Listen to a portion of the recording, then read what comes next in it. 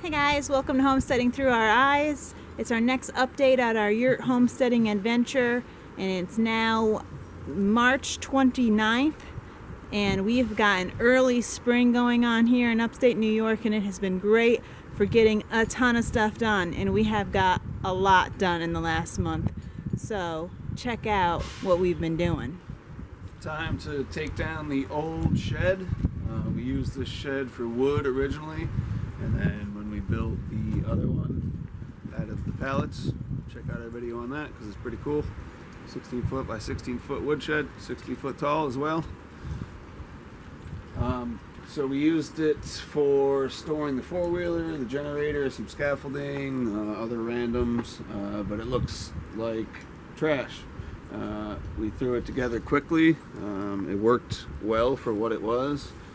We just took some old tarps that we were just going to toss in the garbage anyway, had rips in them, and put one on the roof. I actually used the strips of flooring that we cut off from the circle as kind of bracing for the roof.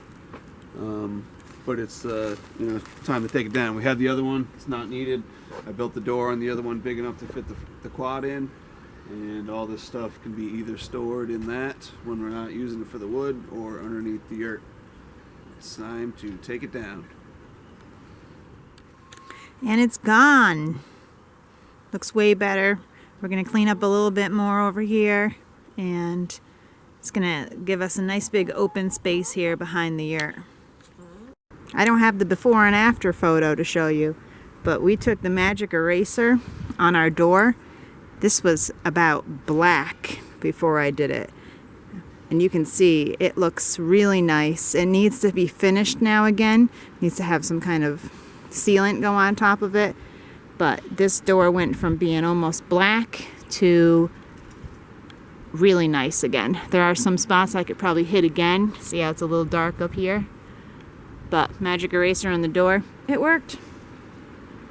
Another thing we've been doing, or we did, was we cleaned all the mildew and algae growing along the top of the side cover, or I guess that's the bottom of the roof, all along the top here in the rain diverter, which was really gross, and all along the bottom.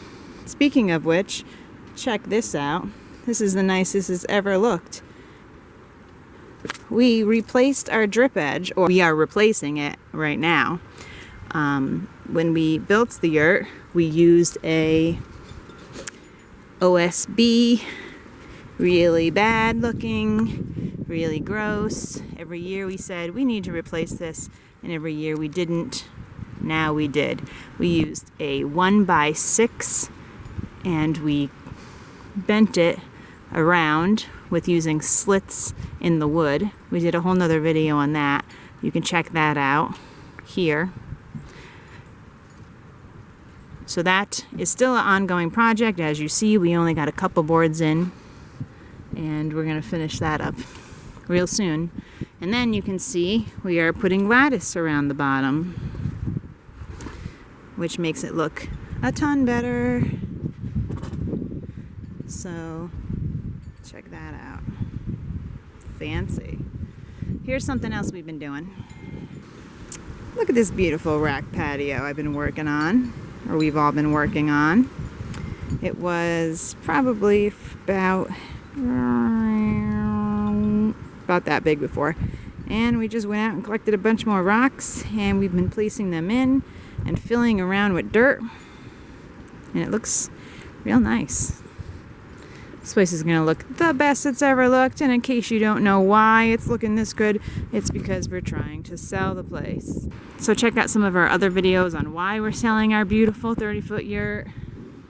We are definitely going to miss it, but change is good. We've been restoring this old antique dry sink and turning it into a wet sink. We got the holes cut in it. It's outside still, getting some of this stinky, mildewy smell out of it. We have a video on that, of course. We've been doing a ton of content lately with all the projects we've been doing, so check out the video on that. and I'm really excited for this finished up. It's gonna look great. The smaller projects have been mostly cleaning up around the property. We've been doing lots of garbage collecting and runs. Also deciding what do we really want to move and what do we not want to move. What has value we sold, and what doesn't have value we put at the end of the road for free, and if nobody takes them, they'll eventually go to the recycling center or the garbage. So now that it's getting quite a bit warmer, we're moving into April. We'll probably continue on with more projects until the yurt is sold, and then start moving on with the process of finding a new place to live. Just because we are moving doesn't mean we're going to stop our videos. We're going to keep homesteading in our new home, and it'll be more of a modern living instead of such of a off-grid yurt living, but maybe more people will be able to relate with that. So stay tuned, subscribe for a ton more content coming soon, including the whole selling process, and moving into the new home, and what it's like to transition from an off-grid yurt into a more modern home.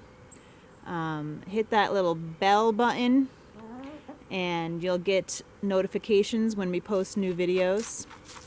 And most of all, have a good day. Thanks for watching. Peace.